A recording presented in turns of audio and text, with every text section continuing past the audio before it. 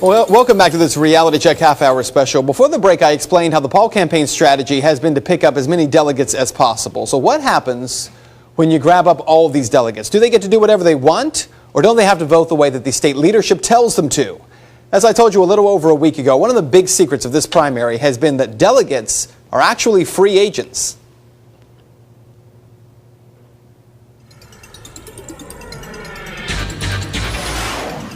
The issue at hand, our reality check on Rule 38 of the Republican National Convention rules. As I told you last week, way down at the end of the RNC rules is rule number 38. That rule consists of only one sentence. No delegate or alternate delegate shall be bound by any attempt of any state or congressional district to impose the unit rule.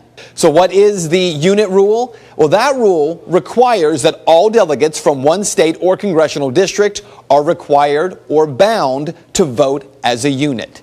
After that story aired, a blog post titled "Urgent, Ben Swann and Matt Larson are wrong about Rule 38 and delegates being unbound based on RNC rules."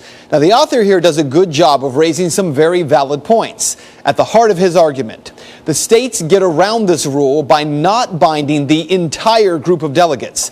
They always have at least one delegate unbound, and it's usually 3 unbound delegates. So they are not enforcing a unit rule in any way. Therefore, Rule 38 does not apply to the argument. And that is true. For instance, in Ohio, we have 66 delegates, and they are bound delegates. But of those 66, there are 3 RNC delegates who have the freedom to vote however they choose. Therefore, the blogger correctly states that this allows the RNC to get around the unit rule. But the blogger may not be entirely correct. I stand by our argument that it very well may be that none of the delegates, when they reach the Republican National Convention, are actually bound. And it isn't just our theory. An extensive article at ferryboat.org has taken a very close look at this issue. And the truly important issue is this. The author states that the RNC rules provision on the unit rule make it clear that delegates are not bound to vote according to how most delegates from their state are voting. They go on to say delegates can vote according to their own judgment and conscience. So, what is all of this based on? Actually, it's not our interpretation of the RNC rules or ferryboat.org's interpretation. It is the interpretation of the RNC legal counsel. Jennifer Sheehan, legal counsel for the RNC, plainly stated in a letter to Nancy Lord, Utah National Committee woman, several weeks before the convention, the RNC does not recognize a state's binding of national delegates, but considers each delegate a free agent who can vote for whoever they choose.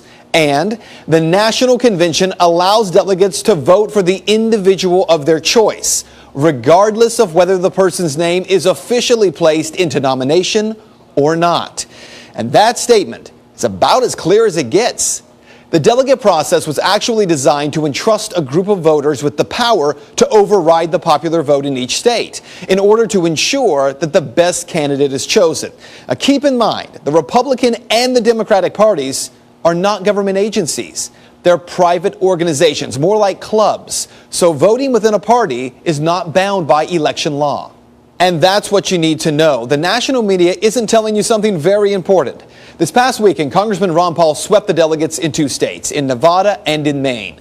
At this point, all the delegate momentum appears to be on his side.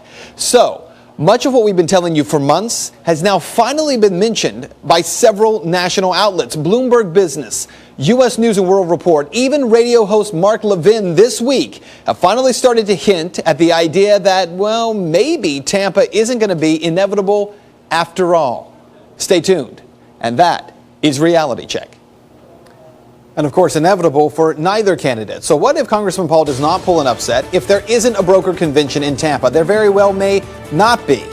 Well, there is a bigger story happening here that the national media is not telling you. Why you should not focus only on the presidential race, but realize that Ron Paul may be taking over the Republican Party. Could that possibly be true?